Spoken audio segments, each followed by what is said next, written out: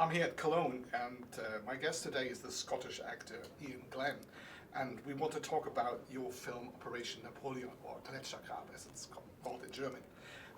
The film is based on the book from Another Indianason. Were you aware of the novel before? I wasn't aware of the novel before I was asked to do it, but when I was approached, I found out about the novel, and I read it, and I enjoyed it very much. I can't remember now if I read it before accepting, but I don't think I did. I read it as part of the research, and it's always very useful having a kind of a novel on which the screenplay is based, because all the material's really in there, and although the writer has condensed and evolved and changed a little bit, you give access to really good material there. So. And what part of the script attracted you the most to make you want to do this film? I think it was a combination, really. I knew of some people involved, particularly the writer of the screenplay, Martin Thorensen. I'd done this series called Jack Taylor, where I play an Irish private eye, and he'd wrote most of the screenplays for that. I liked it was just a very well structured adventure thriller. It was very engaging. I enjoyed it as a read, which is a very good, that's a good starting point. And then within the story, he intrigues me, William Carr, the character I play. He's kind of ex-military, American, and a man with a singular obsession about the cargo on a flight that has been buried by the snows of Iceland since the end of the Second World War. So it was an intriguing conceit. But yeah, and a part that I could go in and shoot, in quite a short length of time, which is, sounds funny, but is often quite appealing. Yeah. When you prepare for a role like this, do you rely completely on the script, or do you do other research? It's impossible for a fictional character. It is. It depends. You could absolutely do research on, the military in America if that's who you're playing. But to be honest, as I say, a well-crafted novel will give description, and you'll take what's useful and what's not from there. So on this occasion, I didn't do much research other than reading the original novel. You've got an impressive resume dating back almost 40 years now. Most people probably know you best from your role in Game of Thrones, where you played Jorah Mormont, one of the few characters that were seen in almost every episode from start to finish. Yeah. What do you think? Why was your character never killed off the show? I don't know. I mean, they stuck to the novels to some degree, and then they went off the storylines from the original novels.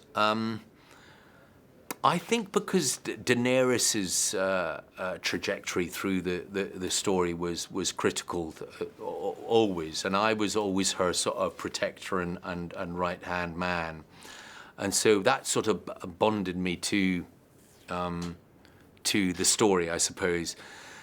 But Dan and David, the writer, were very clever season by season. They did it to a number of characters. They certainly did it to Ser Jorah to sort of substantiate and evolve what was happening. They played his journey out very well, I think, in terms of what to reveal and when to reveal it.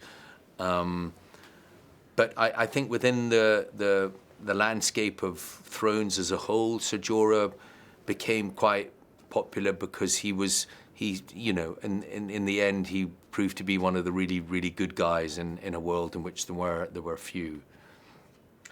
As I said, the list of characters you played is very impressive. Do you always finish up with a character after shooting, or are there some remnants left in the back of your mind? No, it changes.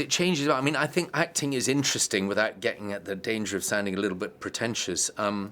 In every piece of writing you read, whether it's Shakespeare or a modern, screenplay for a new film, good writing, tells you about people, tells you about humanity, and as such will tell you a little bit about yourself. So I think that you always try and take a little bit, not in the sense of You know, I really played this character so much that when I, you know, got home in the evening, I found it very difficult to shake him off. But not that, but that you hope.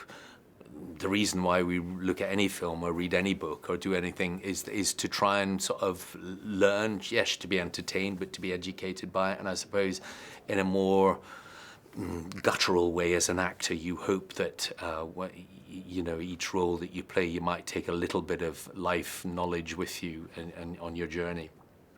And when you look back at all the characters, is there any character you'd like to know how he's doing over the years? I'm not saying that the film needs a sequel or prequel, but just like an old friend from school, like, how has he been doing? I know, and there's supposed been a few. One that springs to mind is I did a film called Small Engine Repairs, where I played a country singer in an Irish rural setting, and really the course of the film was this man who finally found his voice, or finally found the confidence to play the guitar and sing, and that was something that I've done all my life, really. And so it kind of, yeah, it was nice. Sometimes it's nice to use skills that you might have as a person to bring them to characters. And at the end, he'd finally sort of just begun to take off, and just, yeah, so I would have been intrigued to see what he's up to 10 years after I left him. You were born in Edinburgh, yep. And which is my kind of second home from. Okay, all right. Because I'm always at the film festival. All right, okay, yeah. For the past 8 years. Are you still based in Edinburgh? I'm not. No. I moved down from Edinburgh, so I went to school in Edinburgh, brought up in Edinburgh. I went to university in Aberdeen for a couple of years, and then I went down to the Royal Academy of Dramatic Art in London, and then that was my move to London, aged whatever it was, 19, 20, and I've never lived in Edinburgh since. So, actually, funnily enough, in just this last year or two, I've been doing this show for Amazon Prime called The Rig, and that is set. The primary studio that we shoot is in Leith in Edinburgh. So that's been very, very happy for me to go back there, because I don't feel I've done enough work in Scotland. So I'm very, very happy to be back there working. And that studio was just opened 2 years ago. Yeah, it was really. And I think The Rig was the first. I think it was, yeah, and it's sort of uniquely designed for it because it is right on the water, and it's a big, big high studio, and we had to create a full-scale rig, all the various different platforms, all triple-storied sets. So it was a good fit, yeah. And I think you might have been to the Edinburgh International Film Festival at some point. I have, yeah. There's a number of times I've been on films. I did a film called Song for a Raggy Boy that showed there. Small Engine Repairs was another one. There's been a few others, yeah. What about the future? Is there anything you can already talk about? What's coming next? Well, I can, yes. So we have been recommissioned for a second season of The Rig, which I'm very happy about. So I'll be shooting that. Currently, I'm doing an Apple series called Silo, which was originally called Wool. It's an adaptation of a trilogy of novels by a Canadian writer called Hugh Howey. And we're already doing the second season. They've got the first season in the can, and we've pushed on to the second season.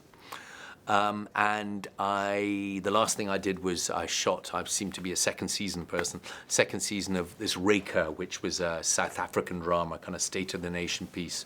Where again I play a quite a baddie, incarcerated for many years in that one, but it's a very, very good piece of writing. So that's what I'm up to in the immediate future that's about to come out. It sounds like a busy schedule. It's fairly busy, yeah. Good luck with the German premiere tonight. Thank you. And thank you for the interview. Cheers. Thank you. Take care. Bye.